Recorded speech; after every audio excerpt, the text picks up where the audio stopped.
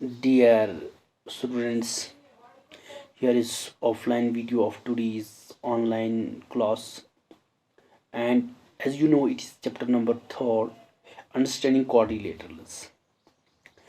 And our today's topic is exercise 3.3, and in this exercise we are going to discuss question number 6, 7, 8, 9, 10 and 11. Okay, 11 and 12.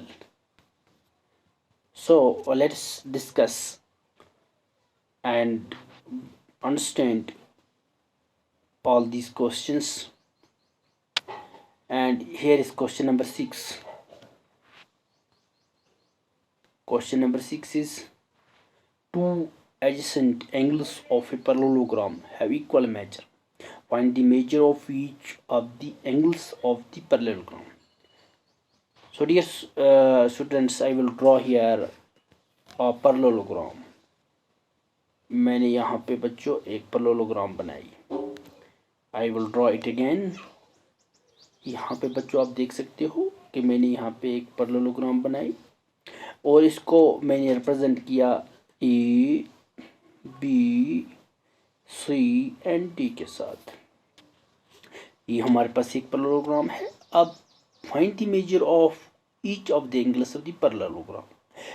हमें इसकी जो angles है इन angles का हमें major निकालना है. ठीक है बच्चों.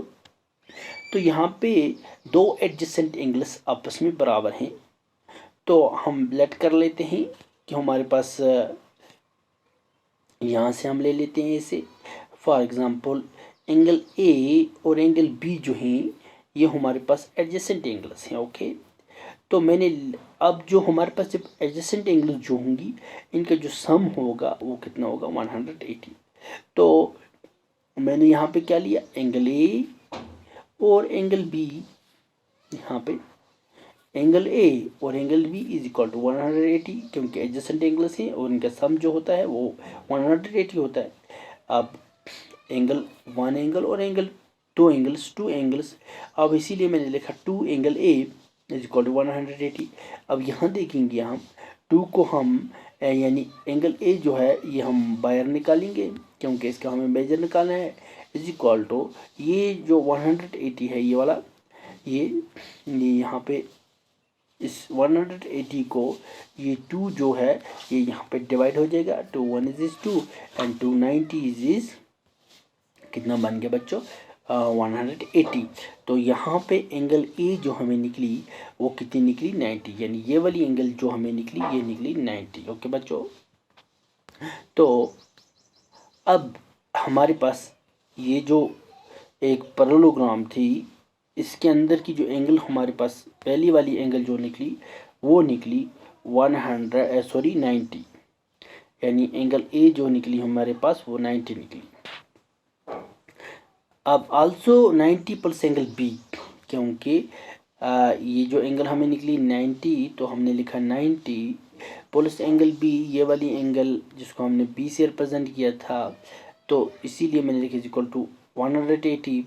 अब एंगल बी जो है मैंने इसको एक साइड में रखा और 180 जो मैंने एज इट इज लिखा और ये 90 जो है यहाँ पे प्लस में यहाँ पे आके ये 90 माइनस में हो जाएगा यानी यहाँ पे माइनस में कन्वर्ट हो जाएगा. तो 180 में से 90 निकालेंगे तो वहाँ पे कितना बचा बच्चों 90. ओके. तो इसका मतलब ये हुआ कि ये वाली एंगल जो हमारे पास आई ये भी 90 है. ओके. अब देख लेते हैं नेक्स्ट. फिर से मैं यहाँ पे एक और ये रेक्टेंगल ड्रा करता हूँ.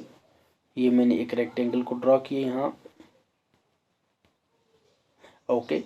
तो अब एंगल ए बी और सी जो है हमारे पास ये एंगल जो है इसके अपोजिट में है. Opposite angles of a parallelogram are equal. तो ये अगर 90 की थी तो ये भी 90 की होगी. तो मैंने लिखा 90 angle A is equal to angle C. ये एंगल जो है ये इसके बराबर होगी. तो ये एंगल ए जो हमारे पास 90 है तो ये वाली एंगल जो है ये भी 90 होगी. ओके. अब एंगल बी जो है ये भी हमें 90 निकली थी. तो यहाँ पे हम इसके अपोजिट में देखेंगे कौन सी एंगल डी है. तो एंगल बी जो है ये 90 होगी तो एंगल डी ज़रूर 90 की होगी, क्योंकि opposite angles of a parallelogram are equal. तो let's move to our second question. हमारे पास सेकंड क्वेश्चन जो है वह है question number 7। The adjacent figure HOPE is a parallelogram. HOPE means HOPE, name of a parallelogram. एक parallelogram का नाम है, यानी इसके अंदर एडजेसेंट एंगल्स जो हैं, the adjacent figure of hope is a parallelogram, यानी इसकी जो एडजेसेंट फिगर है ये इस होप की ये पैरेललोग्राम है। Find the angle measure x, इसके अंदर हमें एंगल एक्स, वाई और जेड जो है इसको निकालना है। State the properties you use to find them. अब इसके अंदर फिर हमें साथ में प्रॉपर्टीज को इस्तेमाल करना है कि किस प्रॉपर्टी के तहत हमने ये एंगल्स निकाली। हमने लिखा एंगल वाई, ये वाला लिखा हमने। इसकी जो अल्टरनेट एंगल इंटीरियर एंगल है, अल्टरनेट इंटीरियर एंगल वो यहाँ पे है, तो मैंने लिखा y इज इक्वल टू 40। क्यों लिखा? क्योंकि ये अल्टरनेट इंटीरियर एंगल है। ओके बच्चों, तो अब आते हैं हम एंगल P पे। ये वाली angle P is equal to 70। Angle P is equal to 70 क्यों लिखा angle P is equal to 70? क्योंकि ये जो है अल्टरनेट इंटीरियर एंगल है। इसी तरह से एंगल P जो है is equal to angle H। यहाँ से ये एंगल P जो है ये बराबर है एंगल H के। क्यों? और इज इक्वल टू 70 क्यों बराबर है? क्योंकि ये opposite angle of a parallelogram है, ये इसकी अपोजिट में है। ओके बच्चों, अब आगे देख लेते हैं। अब एंगल Z ये वाली is equal to angle H, ये किसके बराबर है? एंगल H के। अब -40 ये वाली हमने इसमें से माइनस कर लेंगे, ठीक है ना। तो यहाँ पे इज इक्वल टू 70, ये 70 है और इसमें से हमने ये 40 को माइनस किया तो वहाँ पे कितना बचा? 30। ओके, नेक्स्ट देख लेते हैं एंगल H। ये एंगल H लिखा हमने एंगल H प्लस ये एक्स, क्योंकि ये इसकी एडजेसेंट में पड़ती हैं और ये इसका सम जो है 180। ओके, अब 70 एंगल X जो है ये है इसकी इस H में निकला 70, तो ये भी 70 होगी। तो इसीलिए हमने लिखा angle H is equal to 70 plus ये एक्स 180। एक्स निकालने, एक्स को हमने बाहर रखा, 180 को एज इट इज लिखा और इसमें से 70 यहाँ पे माइनस किया तो हमें 110 निकला। तो वन एंगल एक्स जो हमें निकली वो कितनी निकली बच्चों? 110। ओके, तो let's move towards our next assignment and our today's assignment is home assignment. इस होम असाइनमेंट बच्चों आपको दिया जाता है यहाँ से the question number 8, the following figures guns and runs. Guns का मतलब है G, ये एक बच्चों पैरेललोग्राम है GUNS, और रन्स का मतलब है RUNS। Name of a parallelogram. Find X and Y। आपको यहाँ से X और Y जो है लेंथ इन सेंटीमीटर्स में निकालना है। इसमें भी X और Y length in centimetres. Okay बच्चों, तो क्वेश्चन नंबर 9 जो यहाँ से आपको दिया जाता है, इन दी एबो फिगर बोथ रिस्क का मतलब RIS के name of a parallelogram, clue CLUE name of a parallelogram, और पैरेललोग्राम्स ये दोनों parallelograms. Find the value of X, इसमें से आपको X जो है ये इसका वैल्यू निकालना है। Okay, then you have to take it serious. Another one is question number 10, explain how this figure is trapezium. ये कैसे आपको पता लगाना है कि ये इनमें से जो फिगर्स हैं, how this figure is trapezium, ये फिगर जो है ये कैसे ट्रेपेजियम है। Which of it is two sides are parallel, आपको ये लगाना है कि इसमें से कौन से इसके दो साइड्स जो हैं वो पैरेलल हैं। ओके बच्चों, और क्वेश्चन नंबर 11 है 3.6 ये वाली, ठीक है ना। इस फिगर में find M angle C in figure 3.27 में आपको एंगल AB जो है ये पैरेलल टू DC है, AB पैरेलल टू DC, ठीक है ना। अब इसके अंदर आपको क्या करना है, इसके एंगल C निकालना है, ये वाली, ठीक है बच्चों। तो okay, then let's move to our last question. Our last question of this exercise is find the measure of angle P। इसके अंदर हमें एंगल P जो है एंगल पी जो है ये, और angle S, find the measure of angle P and S, angle S का मेजर निकालना और एंगल पी का निकालना है। If S P parallel to R Q, अगर एस पी जो है ये पैरेलल है आर क्यू के, इन फिगर 3.34, इस फिगर में if you find angle m, m angle R, ये एंगल आर जो है, is there more than one method to find m angle P, क्या आप इस मेथड के अलावा कोई और मेथड है जिससे हम एंगल पी निकालते हैं? यानी यह जाहिर सी बात है, एंगल क्यू जो है ये 130 है और आर जो है ये 90 होगी। अगर आर 90 है तो आप सीधा देख सकते हो यहाँ अपोजिट में, तो ये जो है ये एंगल एस जो है ये भी 90 होगी। ओके बच्चों, तो लेट्स ट्राई एंड अंडरस्टैंड।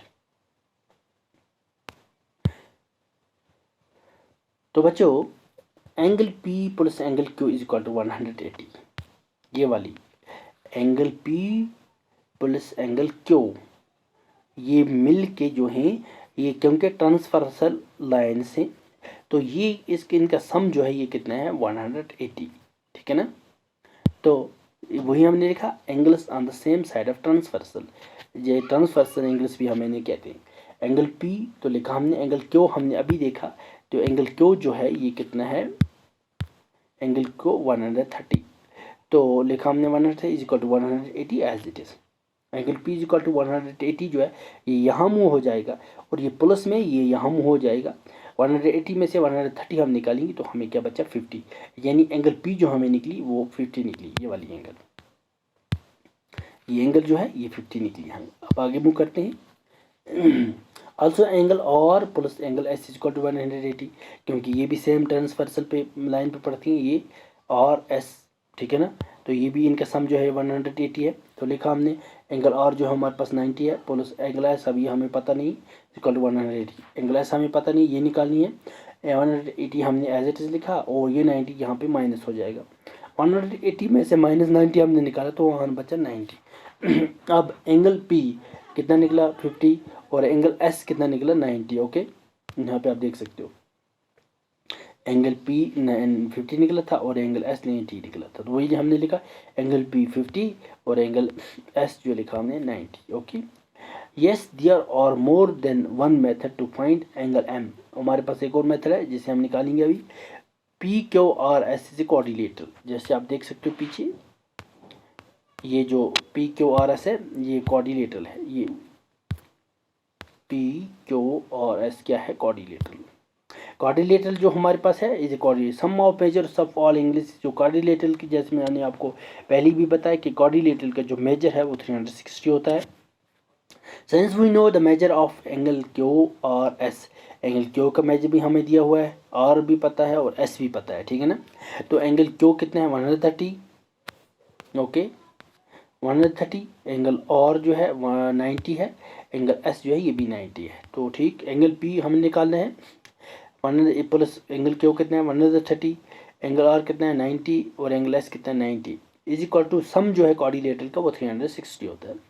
अब एंगल पी हमने ये निकालना है 130 प्लस 90 प्लस 90 ये बन जाता है 310, तो लिखा 310 is equal to 360 as it is. Angle P is equal to 360 हमने लिखा, यहाँ मूव किया और ये यहाँ आके माइनस हो जाएगा। 360 में से 310 जब हमने माइनस किया तो हमारे पास कितना बचा 50, यानी अब हमने दूसरी मेथड से भी प्रूव किया कि ये जो एंगल पी जो है ये 50 किया। ओके बच्चों, तो इंशाल्लाह we will meet and discuss the new exercise tomorrow. Okay.